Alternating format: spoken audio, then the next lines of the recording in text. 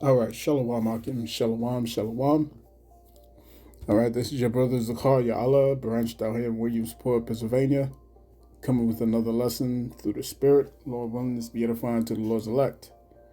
And before I get started with this lesson, I want to give all praise, honor, and glory unto Yahweh, Bahashem, Yahweh Shai, Bahashem, Ruchaha Kodash. Double honors to the apostles and the elders of great millstones. The elders of great millstone of whom I've grown in this truth under. All right, shalom to the Akim out there that's pushing the truth, is laboring in the word. Salaki. All right, who's laboring in the word and is pushing the gospel of the great kingdom that's to come. Shalom to the Akwath that's listening in, and that's remaining true to the faith and remaining faithful and submissive to their husbands and guiding their children. And shalom to the hopeful elect of the 12 tribes that scattered abroad throughout the four corners of the earth. To you Israelite foreigners out there who live among the heathen and who look like those heathen nations. But your lineage goes back to the progenitors of the 12 tribes of the nation of Israel through the line of your fathers. I want to say peace and blessings to you all, Barakatham. All right? So this is this is latest news. Okay? That on the 29th of June, all right, is June. On the 29th of June is going to be a shutdown of the Large Hadron Collider in Cern, Switzerland. All right.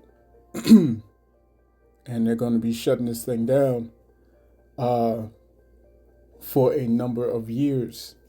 All right. So let's listen to what this guy's got to say. And we're going to dive into it. All right, this is fair use. Okay, under the 1976 Copyright Act. All right, it's for educational purposes only. Bear with me. June the 29th, 6 a.m., we switch off the Large Hadron Collider for 4 years. We're replacing about 1.2 kilometers of the 27-kilometer ring with the high luminosity LHC magnets. This will give us a machine that's 10 times brighter than the Large Hadron Collider, 10 times more data, so it really is an opportunity to explore the universe in a way we haven't done before. And what that does is when the particles come around, and then we bend them towards each other, if you make the bunches of protons smaller and smaller, you get many, many more collisions. You concentrate everything in the same place. That's what these super high field magnets are doing. Installing this is a massive task. It's by far the biggest thing that Cern has done for the last 20 years. And what we're doing here in this building is this is a test ring. We're testing the technology, and it's much easier to test it here rather than in the confined spaces of the LHC tunnel. And we've already learned some really critical information about some of the design of this. We've updated the design based on our tests. And it's amazing to be here today that this is now operating, it's at its operating temperature of 1.9 Kelvin. So this is a superconducting liquid helium system operating at 1.9 Kelvin. That was a massive milestone for us in this project. So we're now confident that when we go underground and start installing the high luminosity Large Hadron Collider, we will be successful. We know what we're doing. We've tested the installation procedures here. June the 29th. Right. So let's get this going with another video. All right, bear with me real quick. This is terrifying news. Cern is shutting down next week, and people are starting to panic. On June 29th, Cern's Large Hadron Collider is scheduled to shut down until 2030, and people are starting to notice a pattern. Cern first fired up in the year 2008. Within days, Wall Street collapsed, and the world was thrown into the worst financial crisis since the Great Depression. Then, Cern entered its first major shutdown in 2013.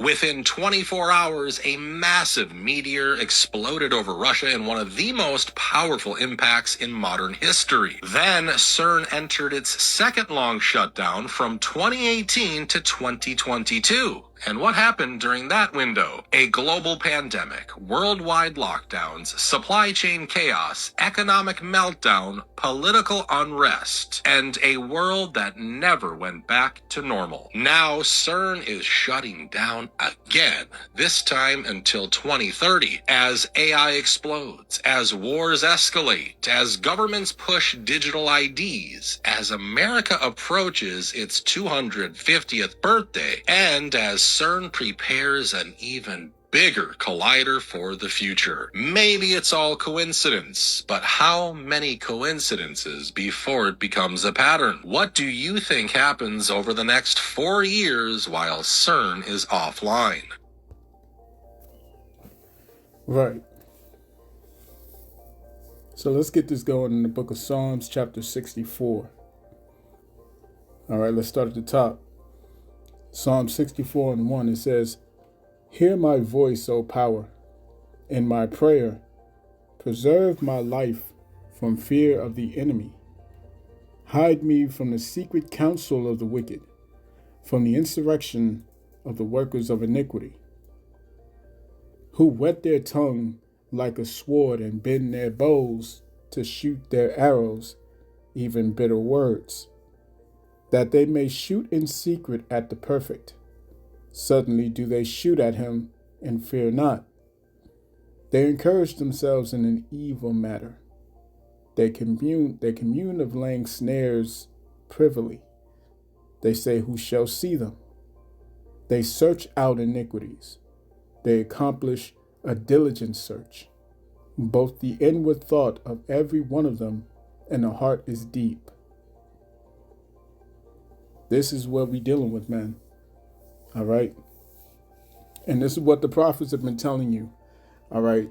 That it doesn't matter. All right. The amount of effort that they're putting into these projects and furthering their enterprise. All right. It's not going to come to fruition. It's not. You see what I'm saying? And a lot of these people, because we're about to see something crazy, man. We're about to see these jokers really turn it up.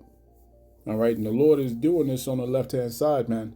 All right. People, when they hear the year 2030, all right, 2030 being spoken of at the WEF, 2030 being spoken of at the WHO, all right, at the World Bank, etc., etc. All right. When people hear 2030, they think, oh, well, we got until the year 2030 to start worrying. No. No. The year 2030 is the deadline that they want all of this to be fulfilled. They want their enterprise to be perfected and up and running. They want this new world to be fully functional by 2030. You see what I'm saying? They want this thing done within 4 years. You see what I'm saying? You ain't sitting here, all right, you're not about to sit here and say, we got 4 more years to enjoy our lives. No. And as he pointed out, you know what I'm saying? This isn't something this isn't something that doesn't come with consequences. You know what I'm saying? Past events predict future trends, as Joe Salente would say. You see what I'm saying? So what happened after they began CERN in 2008, as he said? All right, the crash of 2008. You know what I'm saying? When it closed down in the year 2013, all right, there was a massive meteor that exploded over Russia. All right. When they shut it down again in 2018, between 2018 and 2022, we had the event. All right, that had the whole world in lockdown. You see what I'm saying? So the question is, as they shut it down now, all right, between now and 2030, what's finna go down? You see what I'm saying? Nothing good. I can tell you that. Nothing good, man. But everything must play out the way that it's playing out. You know what I'm saying? Prophecy will come to pass. Let's go to Isaiah chapter 55. All right, remember, it's the Lord that's in control of all these things.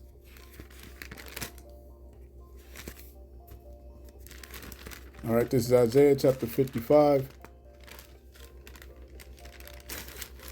And let's go to verse 8, verse 11. It says, "So shall my words be that go forth out of my mouth. It shall not return unto me void, but it shall accomplish that which I please, and it shall prosper in the thing whereto I sent it." You know what I'm saying? Let me get this precept real quick.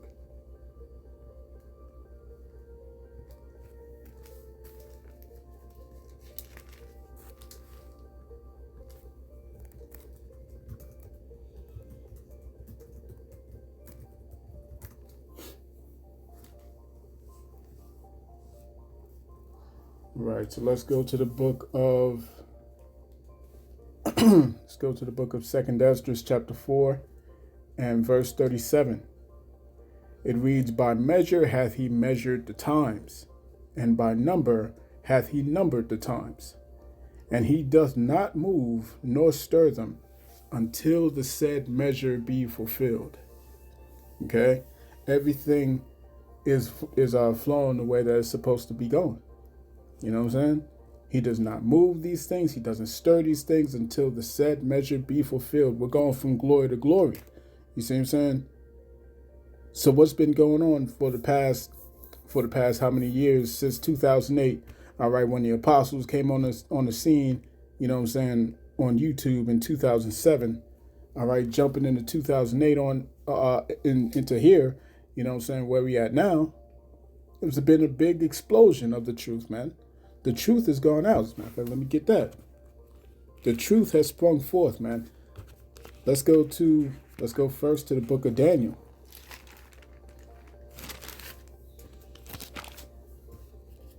All right, let's go to Daniel chapter 12.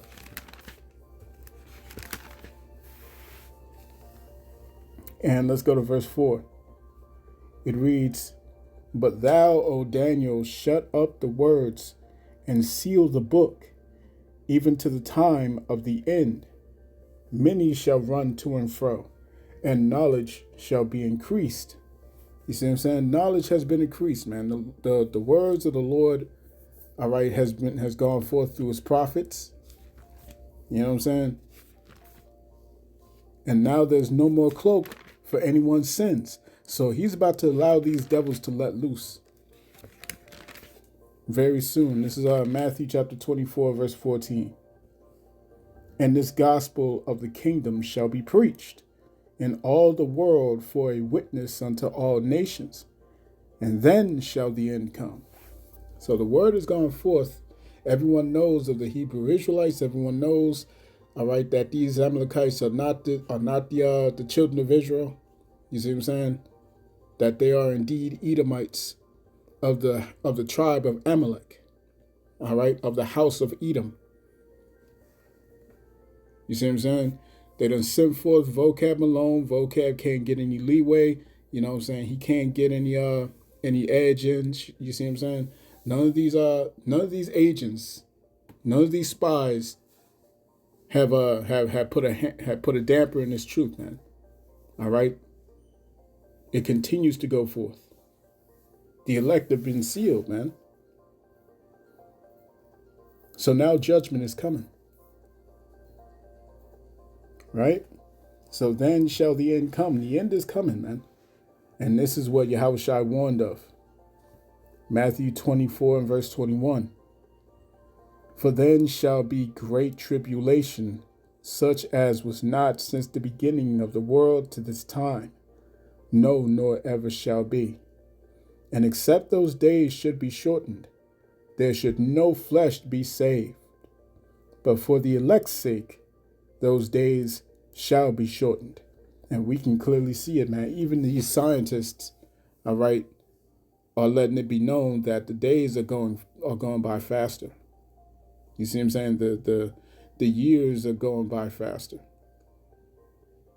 Okay, it's to the point now that everyday average people, you know what I'm saying, can clearly see that that time is speeding up. You see what I'm saying? So we're about to come into some times that's never been seen before, man. All right, a dark day is approaching. Evils are approaching, man. Doom and gloom and all these things, all right, they are approaching, man.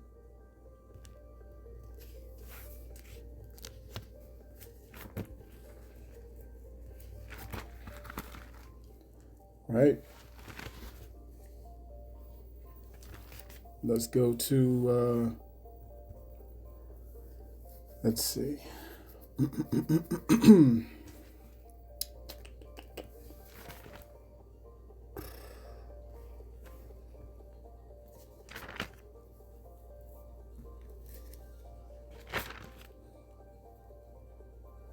Trying to think of where I wanted to go.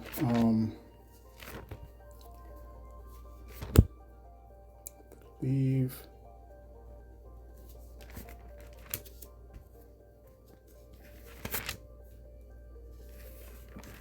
As a matter of fact, let's go to the book of Ezekiel. All right, Ezekiel chapter 33. All right, Ezekiel chapter 33 and verse 3, it says, "If when he seeth the sword come upon the land, he blow the trumpet and warn the people, then whosoever heareth the sound of the trumpet and taketh not warning, if the sword come and take him away, his blood shall be upon his own head. He heard the sound of the trumpet and took not warning, his blood shall be upon him, but he that taketh warning shall deliver his soul." See what I'm saying? Like I said, dark days are approaching, man. And these people have no clue of what's about to go down, man. All right? No clue of what's about to go down. I asked ChatGPT a question. I said, I asked the question, could you list the 5 most significant global events that occurred between the years 2013 and 2018? All right? Because 2013 was when the collider had first shut off. Okay? And it says there's no single objective ranking of the 5 most significant global events from that time period, but historians and political analysts would commonly place the following among the most consequential because of their long-term effects of geopolitics, economics, migration, security, and international cooperation. Okay, it says, it said the rise of ISIS and the expansion of the Syrian-Iraqi conflict between 2013 and 2017. All right. Number 2, it says Russia's annexation of Crimea, which was in 2014. Okay. Russia's seizure of Crimea from Ukraine marked the first major forcible change of European borders in decades. It triggered sanctions, intensified tensions between Russia and the West, and is widely viewed as a key precursor to the broader Russia-Ukraine conflict that escalated in latter years, which we're seeing it now. Okay, because for those who don't know, the conflict that took place in 2014, all right, when the leader of Ukraine was ousted, and that was when they put their puppet in, you know what I'm saying, Zelensky and whatnot. All right, and that was when NATO was starting to make their advance further towards the east. breaking the agreement that they had with Russia. Most people don't know that. All right. Number 3, the European migrant and refugee crisis of 2015. Number 4, the Paris Climate Agreement in 2015. Number 5, the Brexit referendum of 2016, where the UK had voted to leave the European Union. Okay, and it was one of the most consequential political decisions of the decade. It reshaped British politics, altered EU dynamics, and became a symbol of the broader rise of populist and nationalist movements in many democracies. All right, and this is another part of the beast hating the whore. You know what I'm saying? All these things have a part to play. Right? Now, this is one of the things that caught my attention. It says other strong contenders. It says depending on the criteria used, some historians might substitute one of the above with, all right, the Iran nuclear deal, all right, which was in 2015, the election of Donald Trump in 2016, okay, Edward Snowden's revelations in 2013, North Korea and U.S. summit in 2018. Okay. Now, of course, all right, very clearly we can see the election of Donald Trump, all right, the Iran nuclear deal, you know what I'm saying, that was initiated by Obama, you see what I'm saying, and all this mess that took place and resulted. But one of the things that I found very interesting was the Edward Snowden revelations back in 2013. Okay, and this isn't something that's it's not something that should have been taken lightly. Okay, it was very eye-opening. You know what I'm saying? Because a lot of the implications of what he had revealed back in 2013 is playing out in this time. You know what I'm saying? Right now, where everyone now has your particular data. You know what I'm saying? And you know, if you listen to Yuval Noah Harari, he's telling you straight up that the way of the future is the control or the seizure of everyone's data. Right? So I'm going to read it here. It says, the Edward Snowden revelations were a series of disclosures beginning in June 2013, in which former NSA contractor Edward Snowden provided classified documents to journalists exposing the scope of surveillance programs operated by the U.S. National Security Agency and its international partners. The disclosures triggered a global debate about privacy, government surveillance, intelligence oversight, and the balance between security and civil liberties. The leaked documents described several previously secret surveillance programs, including the collection of telephone metadata, internet communications, monitoring, and large-scale intelligence gathering conducted through programs such as PRISM and Upstream. Reports indicated that intelligence agencies could obtain extensive communications data and metadata from telecommunications infrastructure and internet services under various legal authorities. All right. In May 2013, Snowden traveled to Hong Kong and shared thousands of classified documents with journalists including Glenn Greenwald and Laura Poitras. The first major stories appeared in June 2013, beginning with reports on NSA collection of Verizon phone records and the PRISM program. Subsequent publications by major newspapers around the world continued for months, revealing additional surveillance activities and international intelligence cooperation. Okay, it says the disclosure sparked widespread controversy. Privacy advocates argued that the revelations exposed excessive government surveillance and insufficient oversight, while intelligence officials contended that the programs were important tools for national security and counterterrorism.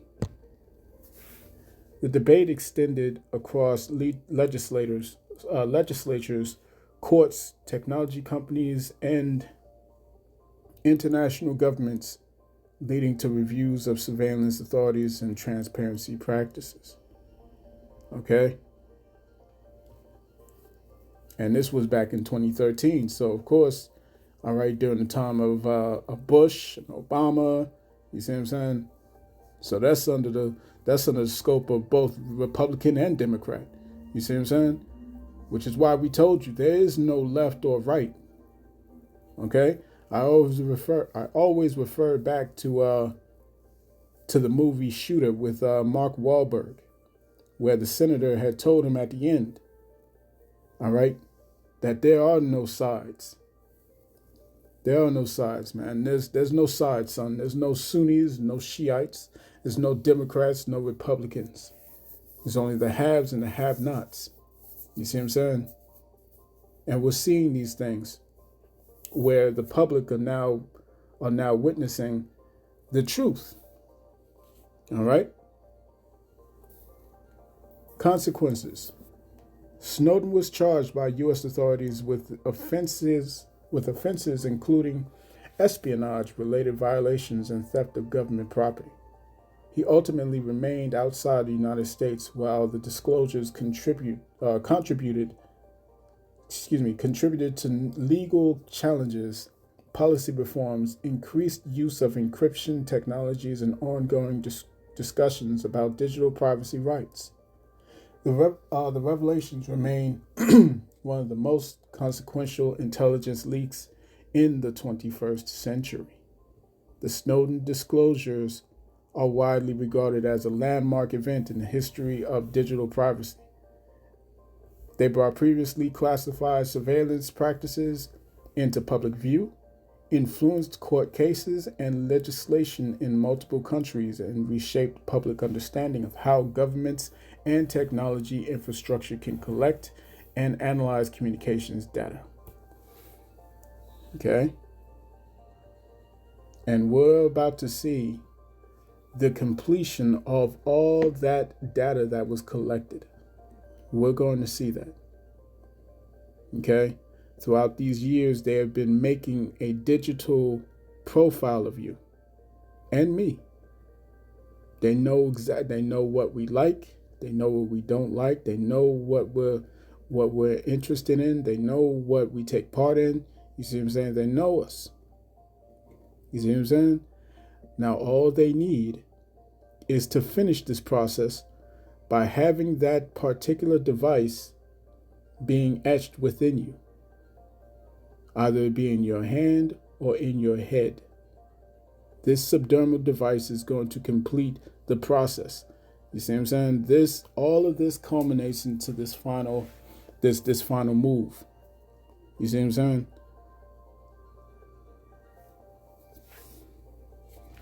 So,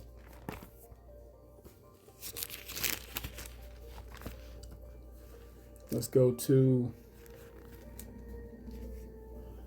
as a matter of fact, let's go to second estrus.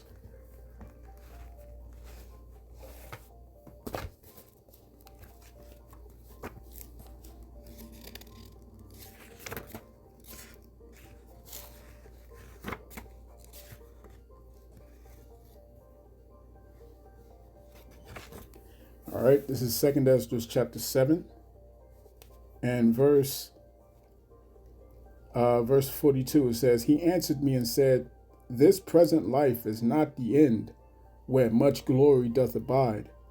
Therefore have they prayed for the weak. But the day of doom shall be the end of this time, and the beginning of the immortality for to come, wherein corruption is past." Okay, and these devils know that their time is almost up. You see what I'm saying? Because they know what comes next is the throne of David. You see what I'm saying? They know that's what's coming. All right, and I don't want that to be to be, the end of their legacy, man, as is written in the book of Wisdom of Solomon, the 2nd chapter. All right, they know that this is the end of their rulership. They know that this is the end of their existence. Ultimately, after 1,000 years of hardcore slavery, they will be completely eradicated from off the face of the earth, and there will be no more corruption. All right. Verse 44, intemperance is at an end, infidelity is cut off, righteousness is grown, and truth is sprung up.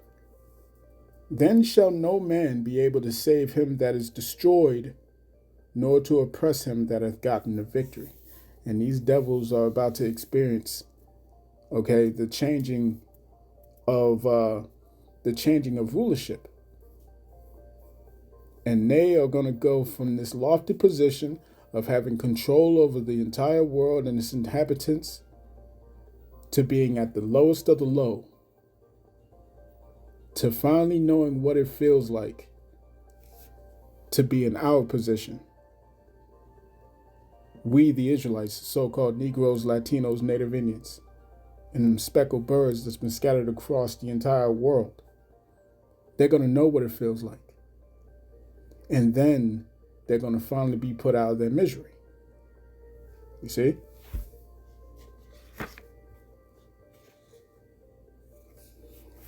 This is 2nd Esdras chapter 6 and verse 27.